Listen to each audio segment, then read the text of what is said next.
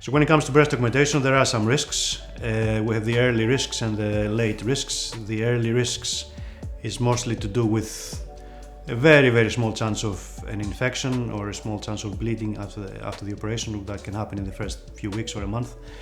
In my hands, that is probably 1 in 500 operations, which is really a low number. Another thing that can happen to implants is that they can displace, so move after the surgery, so up, down, laterally, medially, and the chance of that again is about 1%, and again that's quite a low number.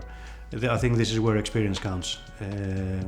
So when it comes to breast implants or later complications, the implants are essentially for life. That's what I tell my patients. They don't have an expiry date, so if they ain't broke, don't fix them.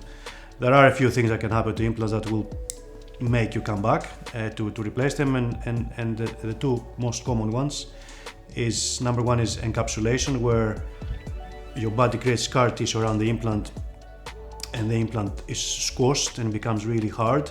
So that's not actually a problem of the implant, that's your body's response to the implant. This can come with distorted shape, pain, and invariably needs an operation to be sorted. The second thing that can happen to implants is a ruptured implant. That can happen.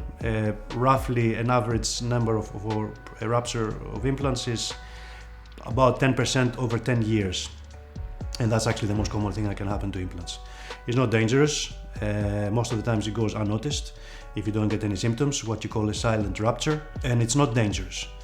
So that I think I haven't really got a big number of ruptured implants. I think that's got to do a lot with, I think, the incision that you use. Some people try and make the incisions really small, invariably for all implants, but there's been some studies to show that the implant actually gets injured when you try and squash it in through a really small incision. I make my incisions really small for really small implants, and then as the implant goes bigger, I make my incisions slightly larger. I mean, the largest incision that I make is probably 4.5 centimeters, which is not bigger than this.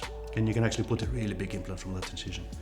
After the ruptured implants, you have these uncommon complications.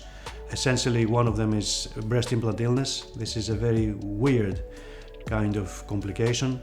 So you have the operation, and after 2 months or after 2 years or after 10 years, and for no other reason, you start to feel lousy, like tired, brain fog, drained. You may have a rash somewhere, or you may have joint ache. There's something wrong and you just don't know what it is. You go to your doctor, they run all sorts of tests for autoimmune diseases. Everything comes back negative. By that time you would have done some research and you would have come across the breast implant illness on the internet, and you would have become convinced that it's the implants. But unfortunately there is no test to prove it. So the only thing you can do about it is remove the implants and see if you get better. And I have seen it in my life twice. So it's really rare, like from what I have seen. But it is like, it's something that I have seen. And the other thing, which we know in the last 5-6 years, is a type of cancer that affects breast implants. It's called ALCL, BIA ALCL if you want to be correct. So that's breast implant associated anaplastic large cell lymphoma. So what this is, to put it in plain English, is on the surface of the implant, on the surface of the scar tissue that surrounds the implant, you grow a little tumor as a response of your body to the surface of the implant. So essentially, the more textured the implant is, the more coarse the surface of the implant, the bigger the chance that you develop this. So on a smooth implant, where the surface is like glass, you wouldn't really get it. The chance of that happening is zero.